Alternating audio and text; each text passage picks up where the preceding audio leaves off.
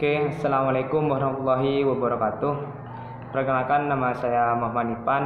Saya di sini akan sedikit menjelaskan tentang apa itu demokrasi dan bagaimana perkembangan demokrasi yang ada di Indonesia. Di sini ada 4 pembahasan yang akan saya bahas. Yang pertama di sini pengertian demokrasi, juga kedua macam-macam demokrasi, dan yang ketiga ciri-ciri pemerintahan yang demokratis, dan yang terakhir pelaksanaan demokrasi di Indonesia. Pertama di sini pengertian demokrasi. Apa itu demokrasi? Yaitu demokrasi ada 2 kata. Yang pertama demos yang artinya rakyat, dan kratos yang artinya kekuasaan. Jadi demokrasi yaitu kekuasaan tertinggi berada di tangan rakyat.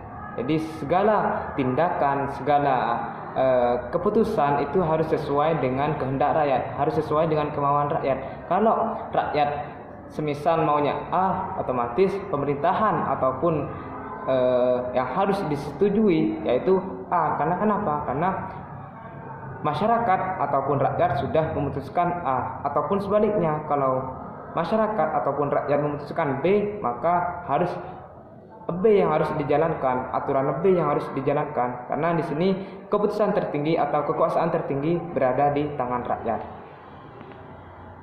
Pengertian demokrasi menurut para ahli. Yang pertama dari Abraham, bahwasanya beliau mengatakan demokrasi adalah suatu pemerintahan yang berasal dari rakyat, oleh rakyat untuk rakyat. Dapat disebutkan bahwa pemegang kekuasaan yang tertinggi dalam suatu sistem demokrasi yaitu ada di kuasa rakyat, dan rakyat memiliki hak, kesempatan, dan suara yang sama untuk mengontrol dan mengatur kebijakan pemerintah melalui keputusan yang terbanyak. Itu menurut Abraham. Dari Muhammad Yamin, beliau mengatakan bahwa demokrasi adalah suatu dasar di dalam pembentukan pemerintahan yang berbeda di dalamnya, atau masyarakat dalam sebuah kekuasaan untuk mengatur dan memerintah agar dikendalikan secara sah oleh setiap seluruh warga negara. Oke, selanjutnya macam-macam demokrasi. Di sini saya akan menjelaskan sedikit macam-macam demokrasi. Ada demokrasi langsung dan juga demokrasi tidak langsung. Demokrasi langsung yaitu sistem demokrasi yang mengikut sertakan atau melibatkan seluruh rakyat yang dilakukan secara langsung dalam membicarakan atau menentukan urusan-urusan negara. Jadi demokrasi langsung yaitu masyarakat ataupun rakyatlah yang terjun langsung kepada pemerintahan ataupun kepada kebijakan. Jadi contohnya saja seperti pemilu. Pemilu di sini rakyatlah yang yang akan memilih langsung calon presiden ataupun presiden yang mana nantinya akan memimpin ke depannya, untuk memimpin negara ke depannya. Itu merupakan contoh dari demokrasi langsung. Yang kedua di sini demokrasi tidak langsung, di mana hanya perwakilan dari rakyatlah yang ditunjuk untuk menjadi wakil rakyat. Contohnya saja di sini contohnya saja seperti DPR. Nah, DPR itu merupakan wakil rakyat yang dipilih oleh rakyat tersendiri. Tugasnya apa? Tugasnya yaitu untuk menyampaikan, untuk mendengarkan aspirasi rakyat, dan lalu disampaikan kepada pemerintahan, disampaikan kepada presiden untuk disetujui. Juga di sini ada demokrasi liberal, di mana demokrasi liberal adalah sistem demokrasi yang menekankan kepada kebebasan individu yang sering mengabaikan kepentingan umum. Juga ada demokrasi Pancasila. Demokrasi Pancasila adalah demokrasi yang bersumber dari tata nilai sosial dan budaya bangsa Indonesia yang selanjutnya demokrasi Pancasila. Demokrasi Pancasila adalah demokrasi yang bersumber dari tata nilai sosial dan budaya bangsa Indonesia dengan berasaskan musyawarah mufakat yang mengutamakan kepentingan umum. Jadi demokrasi ini demokrasi yang harus sesuai dengan nilai-nilai yang terkandung dalam Pancasila, seperti contohnya nilai ketuhanan, nilai kemanusiaan, nilai keadilan, nilai sosial, dan lain sebagainya. Pembahasan yang ketiga yaitu ciri-ciri pemerintahan yang demokratis. Yang pertama di sini adanya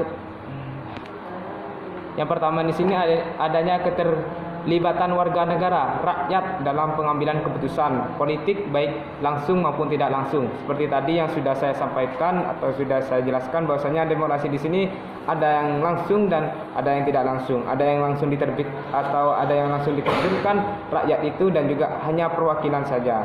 Dan juga yang kedua di sini adanya persamaan hak bagi seluruh warga negara dalam segala bidang. Yang ketiga adanya kebebasan dan kemerdekaan bagi seluruh warga negara. Jadi semua rakyat, semua individu mempunyai kebebasan, mempunyai hak untuk memilih, dipilih dan lain sebagainya. Juga yang keempat adanya pemilihan umum untuk memilih wakil rakyat yang duduk di lembaga perwakilan rakyat. Nah, itu merupakan ciri-ciri pemerintahan yang demokratis. Dan yang keempat atau yang terakhir yaitu pelaksanaan demokrasi di Indonesia. Dari macam-macam demokrasi tadi, Indonesia sudah melaksanakan sekitar 3 demokrasi yang sudah dilaksanakan atau yang sudah diterapkan dalam pemerintahan ini. Yang pertama di sini demokrasi parlementer. Ciri-cirinya yaitu pertama berlangsung ketika berlakunya konstitusi RIS, yaitu pada tahun 1949 dan UDS atau Undang-Undang Dasar Sementara yaitu pada tahun 1950. Yang kedua, pemegang kekuasaan terhadap jalannya pemerintahan secara luas berada di tangan parlementer. 3, parlemen dapat membubarkan kabinet pemerintahan yang berkuasa. Dan yang terakhir dikenal pula sebagai demokrasi liberal.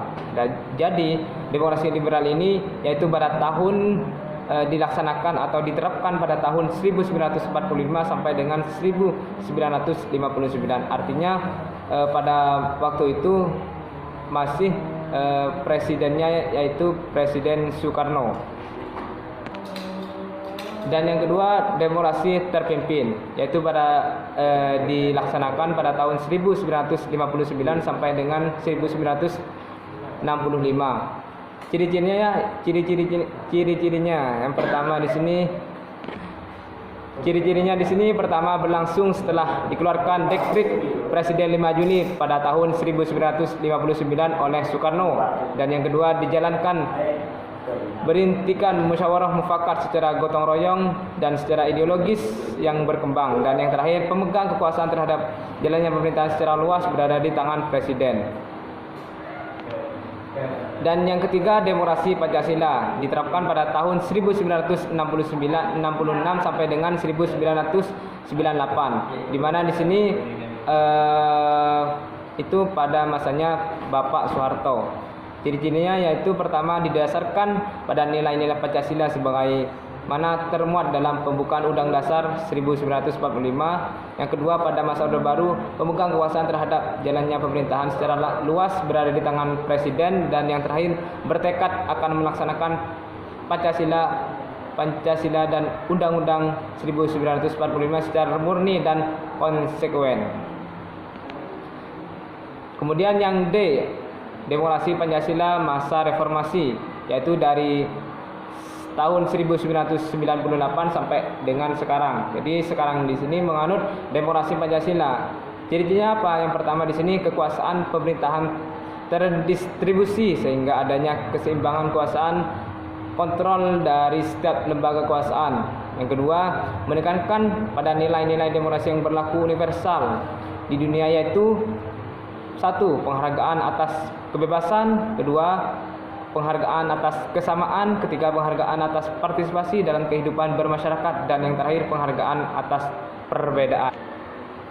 Juga mendasarkan pada Pancasila dan Undang-Undang 1945, meningkatkan peran lembaga-lembaga tinggi dan tertinggi negara dengan menegaskan fungsi, wewenang dan tanggung jawab yang mengacu pada prinsip pemisahan kekuasaan dan tata hubungan yang jelas antara lembaga eksekutif, legislatif, dan yudikatif. Oke, mungkin hanya itu saja yang bisa saya jelaskan sedikit tentang apa itu demokrasi dan bagaimana perkembangan demokrasi yang sudah dijalankan atau yang sudah dianut oleh bangsa ini, oleh bangsa Indonesia. Jadi kesimpulannya bahwasanya demokrasi adalah suatu proses, suatu kebijakan yang di mana kebijakan itu paling tertinggi ada di tangan rakyat. Tapi kenyataannya pada zaman atau pada era ini banyak perubahan atau banyak yang tidak sesuai dengan isi dari substansi demokrasi itu sendiri. Contohnya saja seperti kemarin pengesahan KUHP. Di situ ada undang-undang yang tidak sesuai atau yang tidak demokratis. Salah satunya bahwasanya siapapun yang mengkritik lembaga negara, baik itu presiden, DPR dan lain sebagainya, akan dikenakan pidana minimal 3 tahun. Itu merupakan tidak sesuai dengan konsep demokrasi itu sendiri. Namun apalah daya, karena di sini pemimpin ataupun penguasa lah yang yang akan melibatkan atau yang akan memimpin jalannya pemerintahan. Jadi mau tidak mau, setuju atau tidak setuju, kita harus menjalankan. Tetapi kita tidak boleh diam, harus memantau terus pemerintah pada saat ini. Sekian dari saya, kurang lebihnya mohon maaf. Wassalamualaikum warahmatullahi wabarakatuh.